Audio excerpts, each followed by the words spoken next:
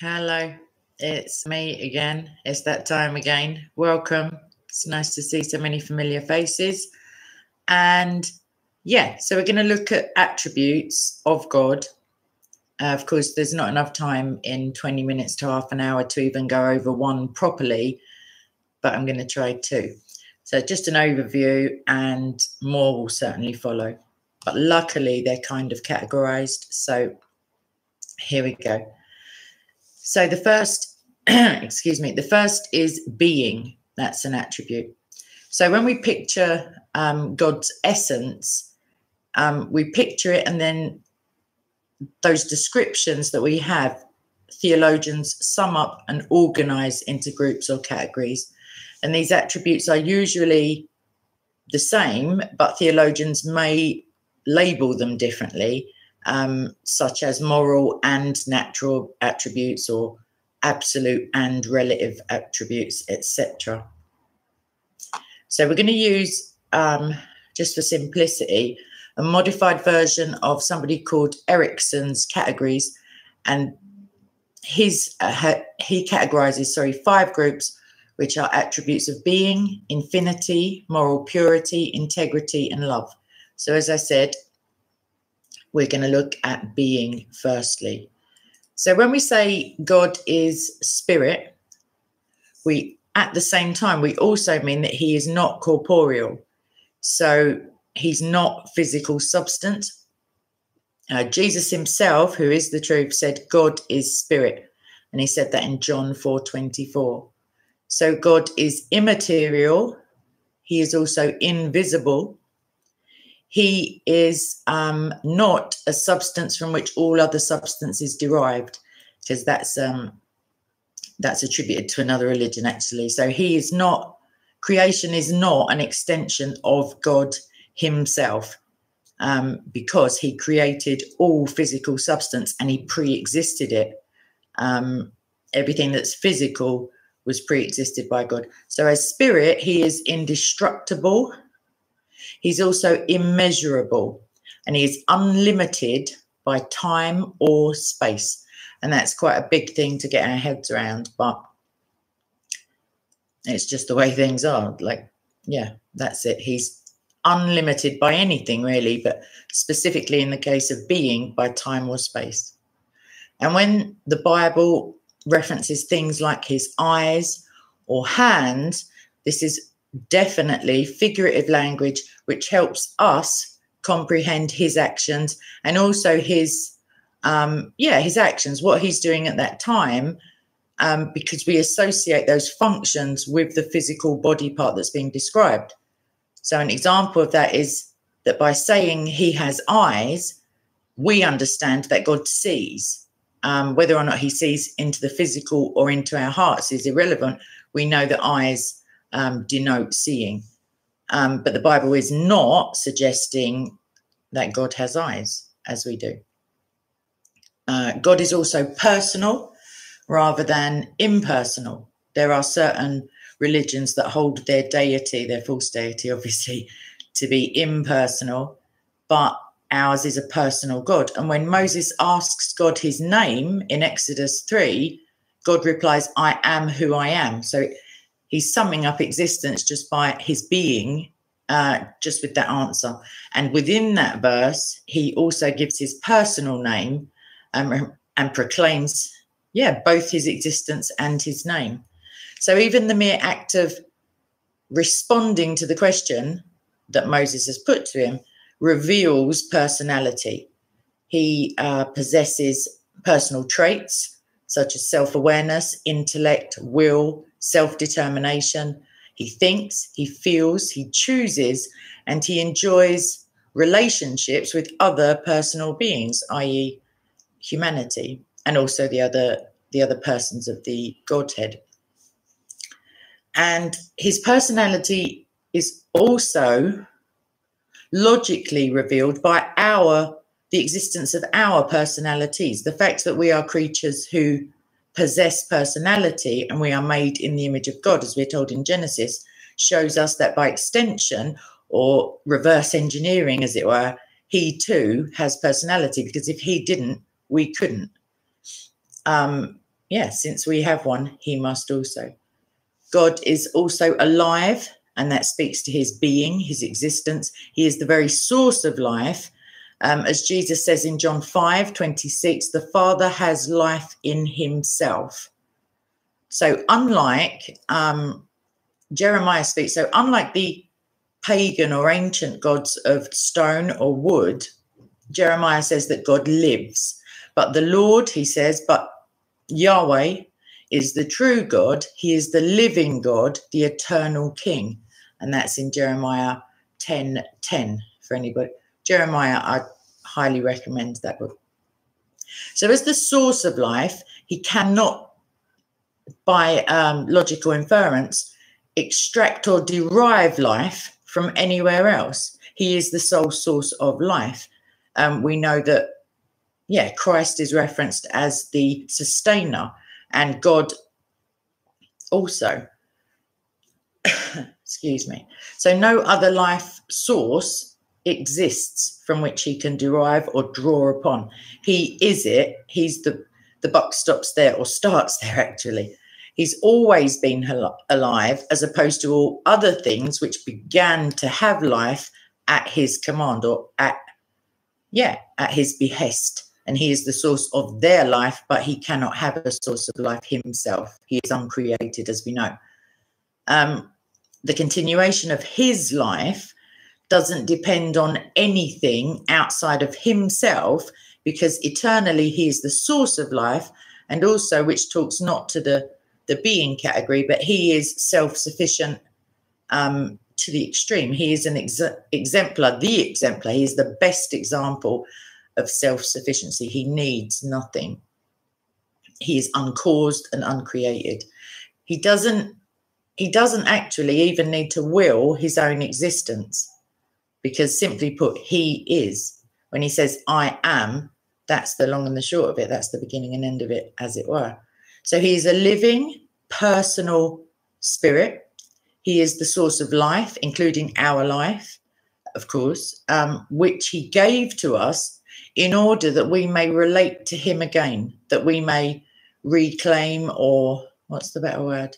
Yeah, that we may come to know him as before the curse, that we may come back into union with him. And for that reason, we should thank him for life and everything in it, even the things that seem negative to us. In terms of his eternal big picture, we can't see the plans that he has for us. That's Jeremiah 29. We can't know them, but he does know them. And they are plans for our welfare, to give us a future and a hope. They're not for our harm. So moving on to the attributes of infinity. It's quite a big, that I'm not going to be able to do it complete justice, but here goes. So infinity, limitless, whatever the thing that is infinite, as it were. That's an awful description or explanation of the word, but I'm going to pad it out. So because he exceeds all limits, there is no limit to him. There is nothing that he cannot do, that he does not know, etc., etc. We say he is infinite. His infinite attributes describe his relation to space, time, knowledge, power, and change. So we're going to look at each one of those. So God's unlimited relation to space, as in space, is called omnipresence. And that means he is everywhere. There is nowhere that he is not. And just conceptually, there is no way that he is not. There he is. I am, is what he says, and he means it. 1 Kings 8:27 pictures this trait of God, and it says, the heavens, even the highest heaven, cannot contain you. And God is not only everywhere, but he is always everywhere. He is unlimited and unlimitable in terms of spatial, in space. There's no place where he is not, and technically, I guess, as spirit, he's not spatial at all. So in relation to space, it's a kind of a, I don't know what the word is. It's not a misnomer, but it has a caveat. He isn't actually spatial in and of himself. He's far too big to be contained. We're going to get to it. So he created space, therefore he is not contained by his own creation. And his infinity is not just bigger than all outer space, as in external space, if we can even visualize that, but it's also smaller than any internal space. And that's also a dichotomy and a kind of a spectrum to try and get our heads around. There's nothing bigger than him, but there's nothing smaller than him. There's no place that he is not. There is no place he cannot be, or is not, is a better way of describing it. He's beyond all spatial measurement. There is no, limitless, and we are limited by our inability and not just our inability, but the state of affairs which precludes him from being spatially measured. So also, right, so we've done space. Now temporally, because God's relation to time is also unlimited, we call him eternal for that reason. So Psalm 102:27 says this. It says his years will never end. And that's one half of the eternal equation, as it were. He has no beginning. We know that because he's uncreated. Also, his years will never end. Psalm 90 verse 2 says he is from everlasting to everlasting. And this denotes somewhat the human, it's not quite effectual, our language, because we live inside of time and we imagine time to be going, chronologically along, either like this way or that way, like time, you grow up that way. You might, time is measured even in sign language. There are 5 different timelines that you can visually use, but I just did one, but they all denote a sequential order to things. This moment follows the preceding moment, and it will be followed by the next moment. He's not about any of that. So to say he's from everlasting to everlasting, while it's beautiful and poetic, it's an insufficient almost way of describing his eternal nature, as is so much human language in terms of describing him. Time just does not apply to him because, again, he's timeless. He was, and I suppose for the sake of this sentence, and is now before created time. And he is, it's just difficult for temporal, like language even. He is simultaneously, which even then evokes the word time anyway, he's simultaneously in the past, present, and future. He exists without end, without interruption, without a beginning, without an end, without interruption. There is not, so to summarize a little, there's no where that he is not, and there's no time where he is not also. So because he's outside of time, his view, he sees all events at once, simultaneously, which is still a very poor descriptor. At once, he sees everything. He is aware of the succession of time because we are in time, and he takes such a close personal interest in our lives. So it's not that he's completely oblivious to the fact that there is for us a yesterday and a tomorrow and a today, but for him, and he may well use that language for us to evoke, comprehension and understanding. But for him, those things are meaningless in that sense. They don't apply to him. So his unlimited relation now to knowledge and wisdom is what we call omniscience. And just as an aside, the Bible in certain places, wisdom and knowledge are the Holy Spirit and the Lord Jesus Christ. And that's quite interesting. But another video. So omniscience is God's unlimited relation to knowledge and wisdom. He knows everything. He knows everything. That's just unbelievable. He knows everything, and he also knows how to apply everything. Psalm 147 verses 4 to 5 declare this: his understanding has no limit. So it's not just knowledge, and it's not just wisdom, you know, a kind of limited wisdom in relation to such and such a topic. His understanding has no limit, and therefore his knowledge also, just by definition of that verse, also knows no limit. You can't be endlessly wise if you don't have all of the facts. He knows all of the facts about everything, the past, the present, everything. He knows, oh gosh. So he knows every possible contingency, even though for him it's not the future. He knows from an infinite number of sources. He knows every possibility that can come around in terms of our viewpoint. And this obviously includes, because of the all that I mentioned, all the details of the universe and of us, and how we relate to the universe, how it responds to us, and how to perfectly apply his knowledge in order to accomplish his ineffable plan. And that's massively important. So his unlimited relation to power, we title omnipotence. So therefore he is capable of everything. He can do anything.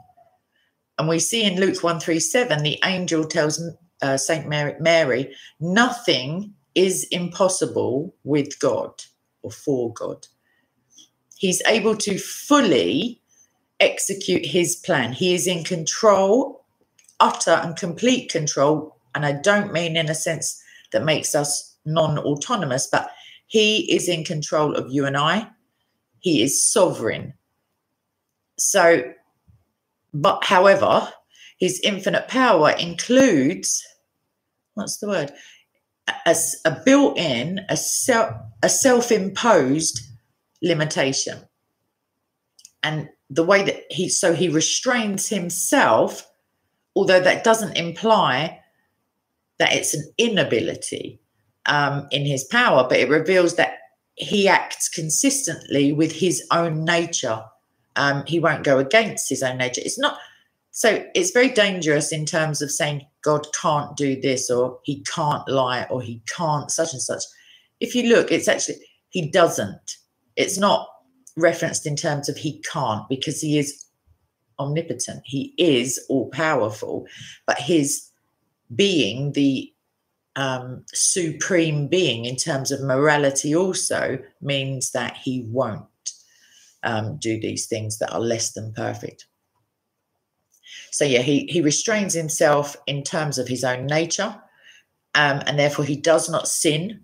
You know, it's just, it doesn't even make sense to put these words in, like it's the temptation for me is to say he can't sin, but of course he's all powerful, so he doesn't sin. It makes a mockery of it doesn't actually logically follow that it's even a potentiality of his, but for the sake of English, he doesn't sin.